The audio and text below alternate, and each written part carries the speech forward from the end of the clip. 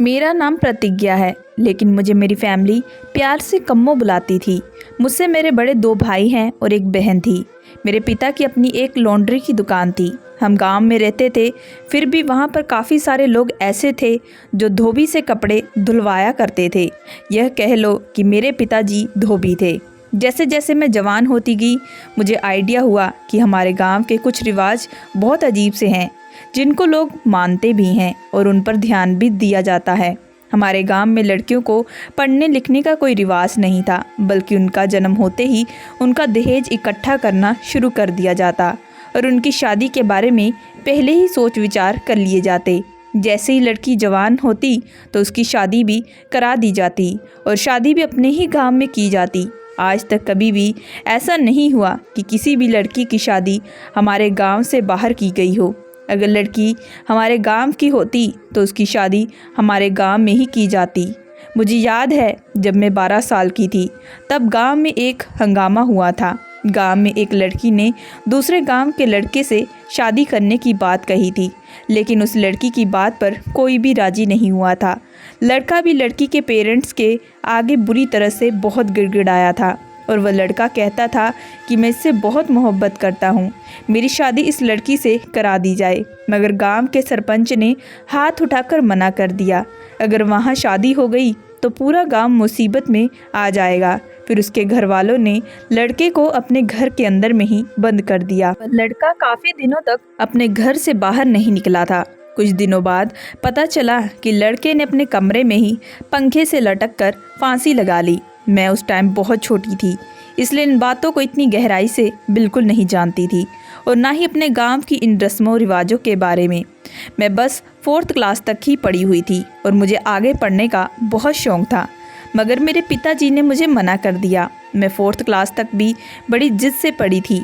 मुझे मेरी एक फ्रेंड ने एडवाइस दी कि सब गांव वाले हमारे गांव के फेमस तांत्रिक बाबा को बहुत मानते हैं, तुम तांत्रिक बाबा के पास जाकर उनसे सिफारिश करो तो तुम्हारे पिता जरूर मान जाएंगे।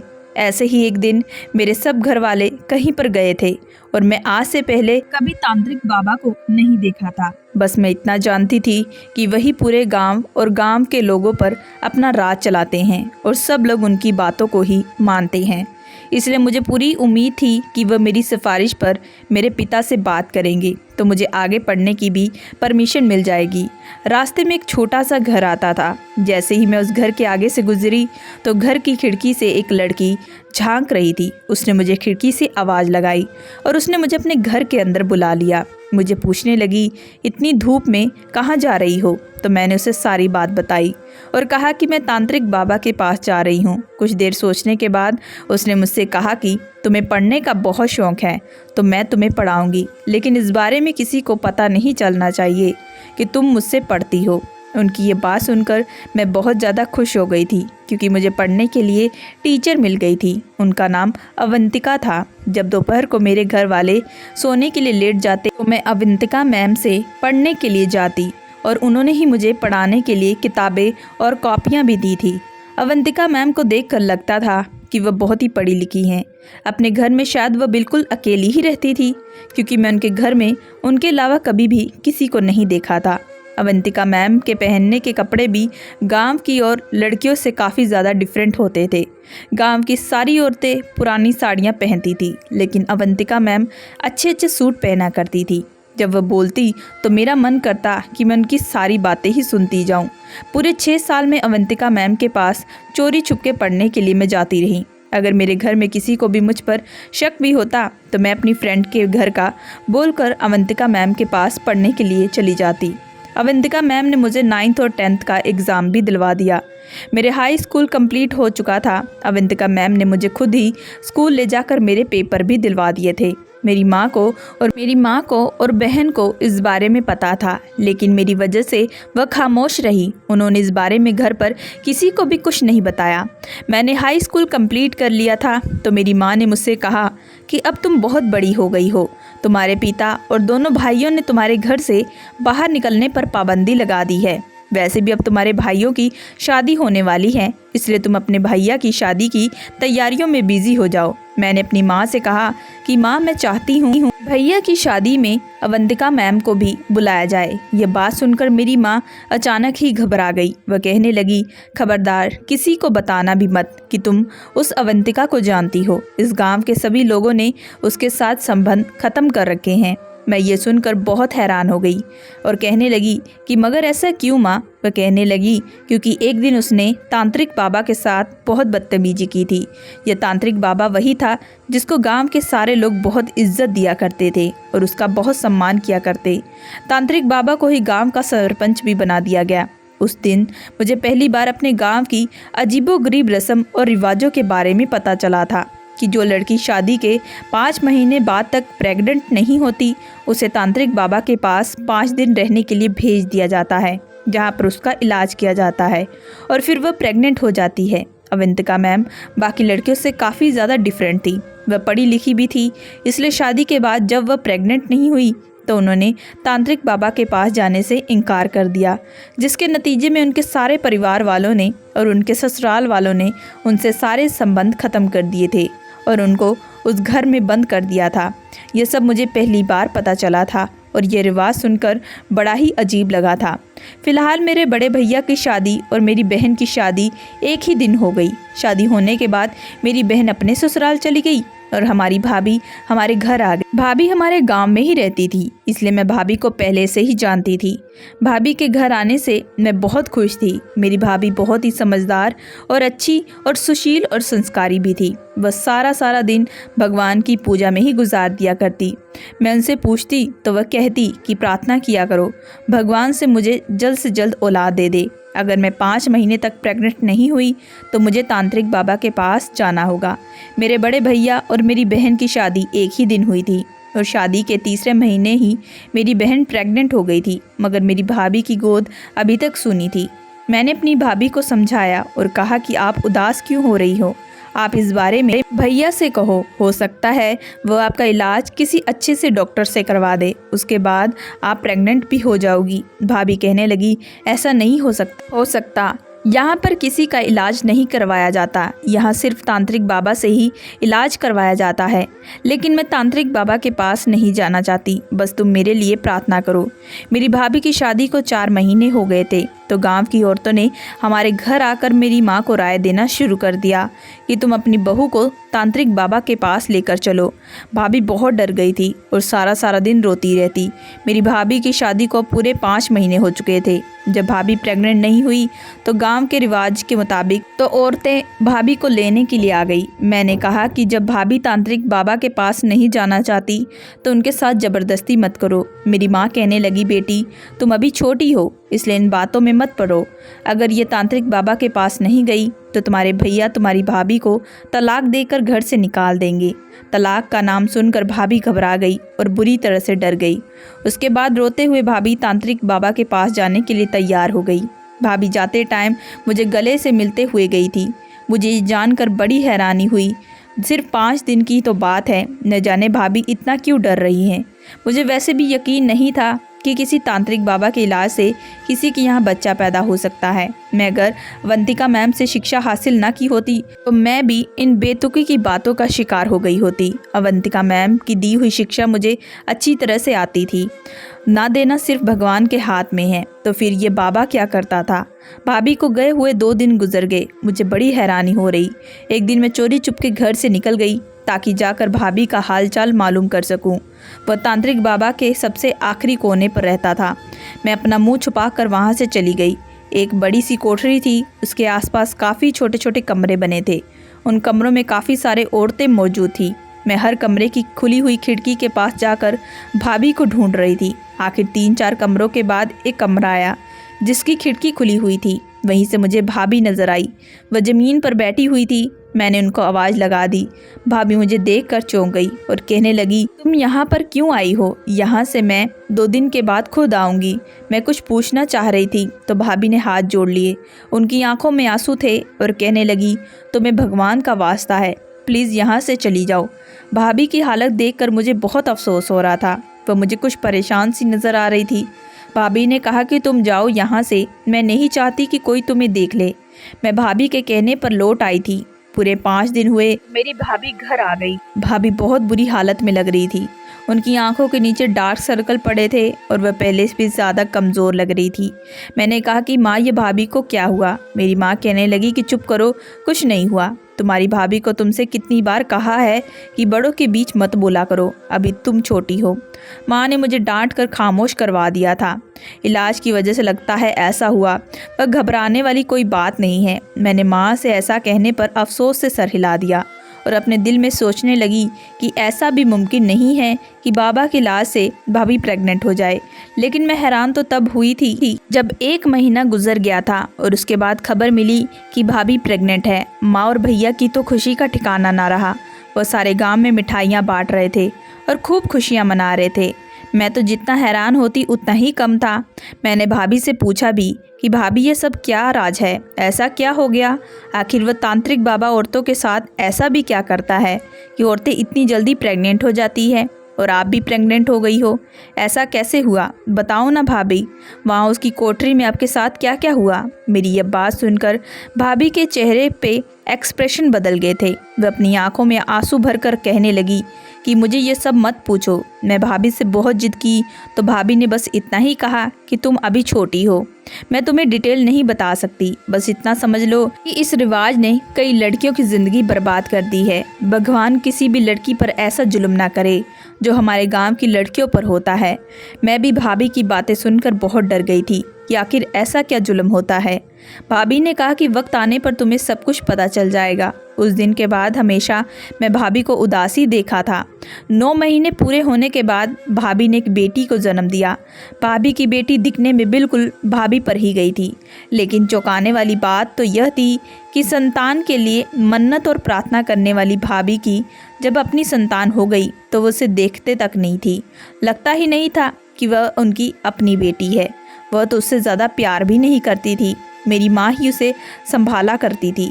मैं कई बार भाभी को कहती कि अपनी बेटी का ध्यान रखा करो, आपकी बेटी को हम क्यों संभाले, हमसे ज़्यादा यह आपकी बेटी है। मगर वह शायद दिमागी मरीज बन चुकी थी। हंसकर कहती, उसे कोठरी पर छोड़ाओ, मैं क्यों इसे हाथ लगाऊं? मैं तो गंदी हो गई हूँ, मेरे साथ गंदा काम किया गया है। पता नहीं क्यों, मगर मुझे यह लगता था कि जब से भाभी उस तांत्रिक बाबा के पास गई है तब से ही वह बहुत अजीब सी हो गई है। मुझे भाभी की हालत पर बहुत तरस आने लगा। वह हमेशा खोई खोई सी रहती और वक्त बिल्कुल ही अपने होशो हवास होने लगती। माँ रोज़ परेशान होकर यही कहती कि इसे ठीक करने के लिए एक बार फिर से तांत्रिक बाबा के पास लेकर जाना पड़ेगा। एक दिन जब भाभी के सामने यह बात हुई कि उन्हें दोबारा से तांत्रिक बाबा के पास लेकर जाना पड़ेगा तो यह बात सुनकर वह बुरी तरह से डर गई थी और कहने लगी, नहीं, मुझे दोबारा उनके पास नहीं जाना। वह डर की वजह से खुद को बदलने की अब कोशिश कर रही थी और वह ठीक भी हो गई। उसके बाद मेरी माँ बड़े गर्व के साथ लोगों से कहती, देखा, इस तांत्रिक बाबा का नाम लिया और हमारी बहू ठीक हो गई। इससे बढ़कर उनके चमत्कार का सबूत है और क्या होगा। मगर मेरा दिल यह मानने को बिल्कुल भी तैयार नहीं था। मैंने 1-2 बार फिर से भाभी से पूछा, बताओ भाभी, तांत्रिक बाबा ने किस तरह से आपका इलाज किया? मगर वह हंस देती, तुम फिक्र मत करो, तुम्हें सब पता चल जाएगा जब तुम्हारी शादी होगी। मैं भाभी की हालत देखकर चौंक गई थी। भगवान ना करे मुझे उसके पास जाना पड़े। इसी तरह से 2-3 साल गुजर गए और इसी दौरान मेरी एक बहुत पक्की फ्रेंड की भी शादी होगी। वह भी 5 महीने तक प्रेग्नेंट नहीं हुई तो उसे भी तांत्रिक बाबा के पास भेज दिया गया। मगर वह जब वापस आई तो वह खुशहाल नज़र आ रही थी। मुझे ऐसा लगा कि वह भी भाभी की तरह उदास और परेशान होगी और मुझे कोई और ही कहानी सुनाएगी। मगर वह तो कहने लगी कि उसे तो तंत्र मंत्र फूंक कर इलाज किया गया है और बड़े अच्छे तरीके से। वहाँ पर उसने 5 दिन गुजारे थे और उसके साथ कुछ भी गलत नहीं हुआ था। और ज़्यादा हैरत की बात तो यह थी कि वह भी प्रेग्नेंट हो गई थी। वह अलग अलग बातें एक ही इंसान के बारे में बता रही थी। मैं बहुत उलझन का शिकार हो गई थी। मेरे लिए गांव से एक रिश्ता आया और जल्दी से मेरी शादी कर दी गई। मैं अपनी शादी के बाद बहुत खुश थी क्योंकि मेरा पति बहुत अच्छा इंसान था और मेरी ससुराल में भी सब लोग बहुत अच्छे थे। मैंने कभी सपने में भी नहीं सोचा था कि जो दूसरों के साथ होता है ऐसा कभी मेरे साथ होगा। जैसे ही मेरी शादी को 3 महीने गुजरे, हर तरफ से आवाज़ आने लगी कि तुम्हारे यहाँ बच्चा कब पैदा होगा, ये प्रेग्नेंट कब होगी। कोई औरत हमारे घर में आकर कहती कि अगर तुम्हारी बहू 5 महीना तक प्रेग्नेंट नहीं हुई तो उसे तांत्रिक बाबा के पास ले जाना। मैं इन सारी बातों से परेशान हो गई थी और परेशान होकर अपने अवंतिका मैम के पास चली गई और उनको सारी बात बता दी। उन्होंने मुझसे कहा कि ऐसा करना, अपनी शादी के 5 महीने पूरे होने के बाद तुम अपने ससुराल वालों को झूठ बोल देना कि तुम प्रेग्नेंट हो। यह बात सुनकर मैं परेशान हो गई। मैं कहने लगी कि एक ना एक दिन तो राज खुल जाएगा और जब सच सामने आएगा तो मैं क्या करूँगी। अवंतिका मैम ने कहा तो फिर तुम्हारे पास एक ही रास्ता है, वहाँ जाने से मना कर देना। मैं दुखी होकर उनसे कहा कि आपकी तरह मुझे भी घर के अंदर कैद करके रखा जाएगा। आप तो बहुत मजबूत हो, लेकिन मैं इस तरह की ज़िंदगी नहीं जीना चाहती। अवंतिका मैम हैरान होकर पूछी, फिर तुम क्या करोगी? मैंने उनसे कहा कि मैं तांत्रिक बाबा के पास ज़रूर जाऊंगी और जाकर सच का पता लगाऊंगी कि आखिर वहाँ पर क्या चल रहा है, और मैं अपनी सास को भी कह दूंगी कि ठीक है, मैं चली जाऊंगी। रिवाज के मुताबिक मेरी सास और गांव की 2 औरतें मुझे अपने साथ लेकर चली गई। रास्ते में मुझे मेरी भाभी मिल गई और वह इशारे से मना कर रही थी कि मत जाओ, लेकिन मैं अपने अंदर कशमकश और सवालों के जवाब जानना चाहती थी, इसलिए मुझे बाहर जाने का कोई द्वार नज़र नहीं आया। मैंने जैसे ही वहाँ पर कदम रखा, हैरत की वजह से मेरे कदम जकड़ गए। यह वही माहौल था जो मेरी शादी से पहले था। यहाँ पर सारी औरतें गीता का पाठ पढ़ती हुई नजर आई। चारों तरफ अगरबत्ती की खुशबू आई। मैंने इससे पहले कभी भी तांत्रिक बाबा को नहीं देखा। मैंने उनका सिर्फ नाम सुना था और जब देखा तो मैं दंग रह गई। उसके पास एक काला सा पत्थर रखा हुआ था। वह आंखें बंद करके सबके पास फूंकता और पढ़कर फूंक देता, और यह सब देखकर बहुत ज़्यादा मैं हैरान रह गई। भाभी तो और कुछ कहती थी, लेकिन यहाँ पर ऐसा बिल्कुल भी नहीं था। मैं हैरान रह गई। मेरी सास मुझे तांत्रिक बाबा के पास छोड़कर चली गई। यह कमरा छोटा सा था और सिंपल था। चारों तरफ चादर बिछी हुई थी और जगह जगह मोमबत्ती भी लगी हुई थी। सारे कमरे में मोमबत्ती की रोशनी हो रही थी। इस खतरनाक कमरे में मुझे डर लग रहा था, लेकिन इस कमरे में मेरे अलावा और कोई मौजूद नहीं था। मैं यहाँ पर अकेली थी। मुझे अपनी दोस्त की बात पर यकीन आने लगा कि यहाँ पर सिर्फ तंत्र मंत्र होकर ही औरतों का इलाज किया जाता है। मेरी सास ने मुझे बताया कि मुझे 5 दिन तक लगातार यहीं पर रहना है।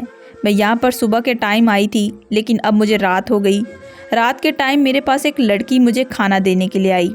उस लड़की के अलावा मेरे कमरे में और कोई मुझसे मिलने के लिए नहीं आया और ना ही इस बाबा ने मुझे बुलाया था। मैंने सोचा कि उसके पास जाकर ज़्यादा भीड़ होती होगी, इसलिए शायद मुझे सुबह बुलाया जाएगा। यही सब सोचकर मैं सोने के लिए लेट गई। मैं बहुत गहरी नींद में चली गई। आधी रात को महसूस हुआ कि कोई कमरे के अंदर दाखिल हुआ। मेरी तो जान निकल गई। कमरे में बुरी तरह से अंधेरा छाया हुआ था। मेरे दिमाग में वह सब आने लगा जो भाभी कहती थी।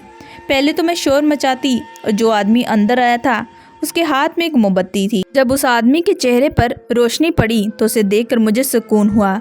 वह तो कोई और नहीं बल्कि मेरा पति था। मैं हैरान होकर अपने पति से पूछा कि आप यहाँ पर क्या कर रहे हो। वह कहने लगा कि तांत्रिक बाबा ने कहा था कि तुम अपनी पत्नी के कमरे में रात को जाकर सो जाना। वह कहीं अकेली रात को यहाँ पर डर ना जाए, इसलिए मैं यहाँ पर तुम्हारे पास आ गया। मुझे ये सब सुनकर बड़ी तसल्ली हुई कि वह तांत्रिक बाबा ऐसा नहीं है जैसा मैंने सोचा था। अगले दिन तांत्रिक बाबा ने मुझे और मेरे पति को सुबह अपने पास बुलाया। हम दोनों पर कुछ फूका और उसके बाद मेरे पति काम पर चले गए। मेरे पति ने मुझे मेरे ही कमरे में बने हुए मंदिर के आगे प्रार्थना करने के लिए कहा। फिर रात हुई तो फिर से मेरा पति मेरे पास आ गया।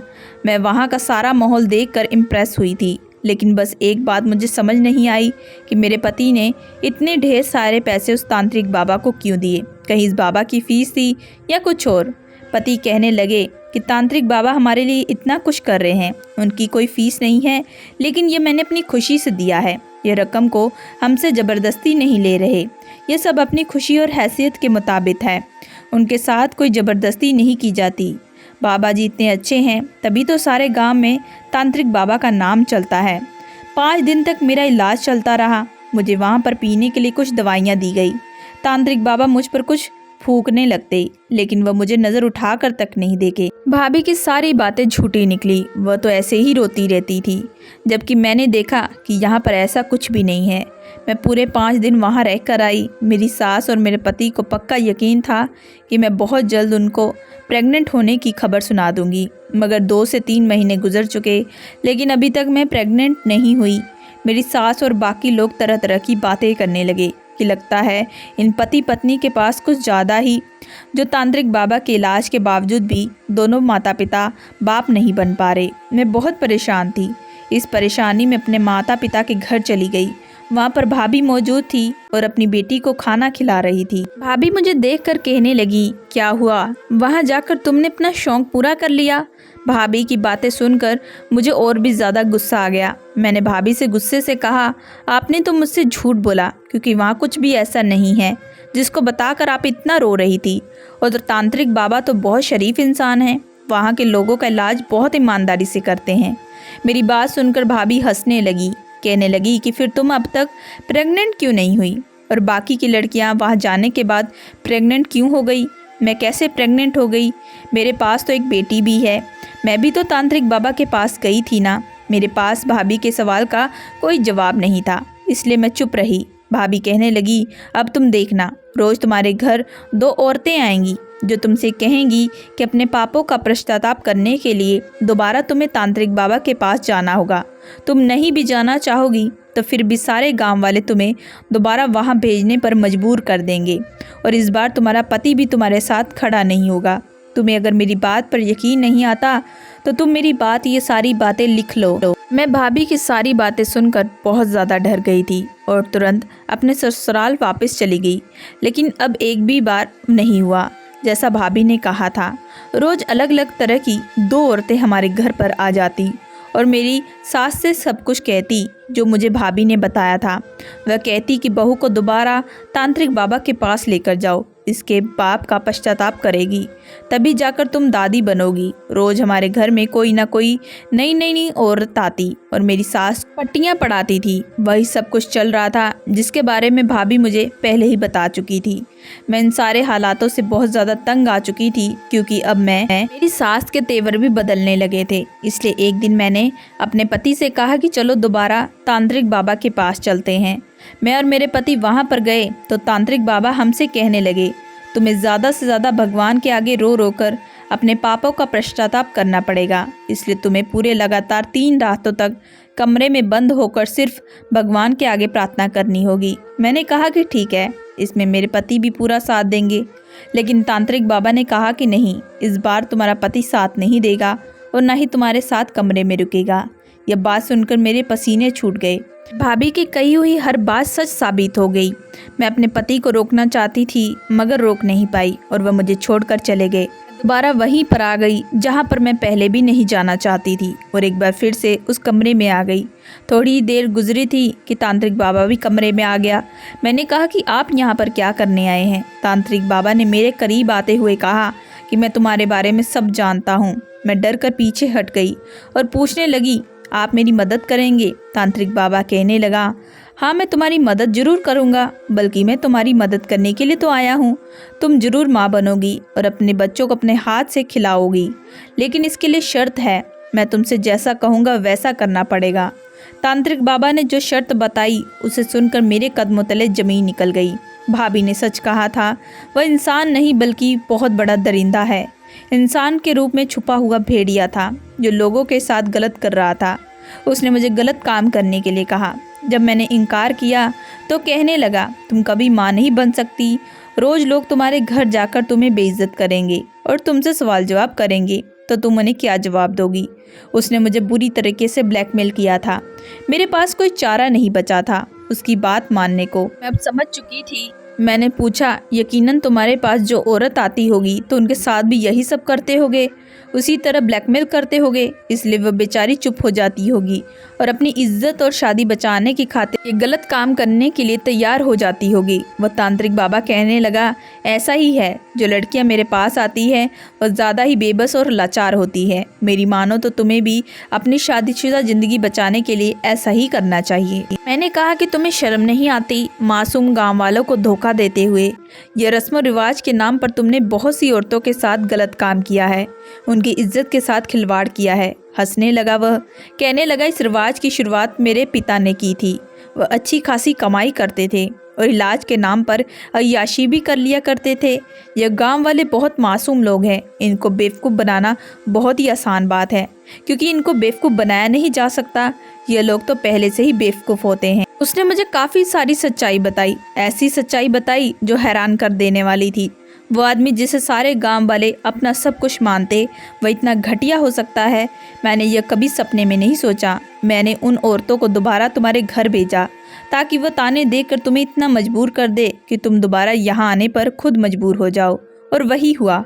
आखिरकार तुम्हें औलाद के लिए यहाँ दोबारा आना पड़ा। अभी अगर तुम नहीं आती तो तुम नहीं जानती तुम्हारे साथ कितना बुरा होता।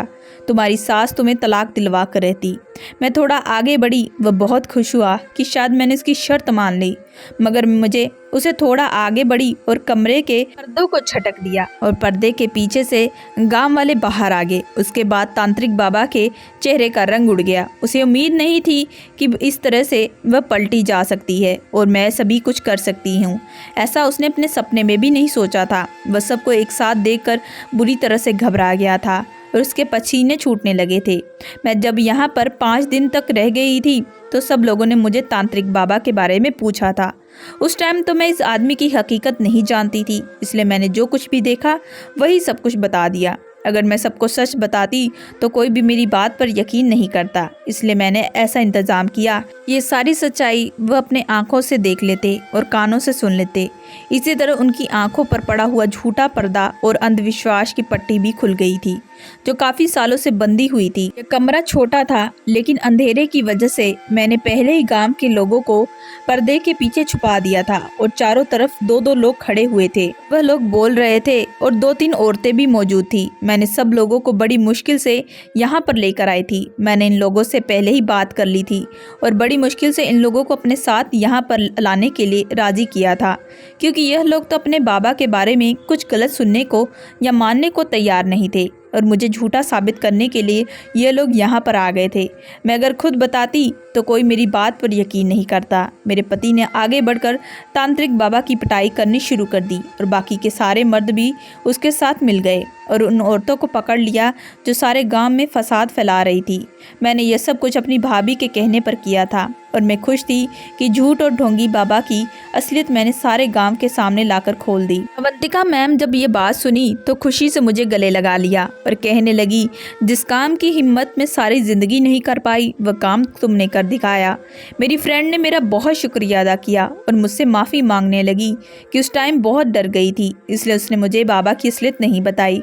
उसने नाटक करना पड़ा क्योंकि तांत्रिक बाबा ने उसे तलाक की धमकी दी थी। उस दिन के बाद सारे गांव का माहौल ही बदल कर रह गया। दोस्तों, मैं आशा करती हूँ कि आप लोगों को ये कहानी पसंद आई होगी। अगर आप लोगों को ये कहानी पसंद आई है सो प्लीज़ हमारे चैनल को लाइक एंड सब्सक्राइब ज़रूर करिएगा एंड बेल आइकन का बटन ज़रूर दबाइएगा।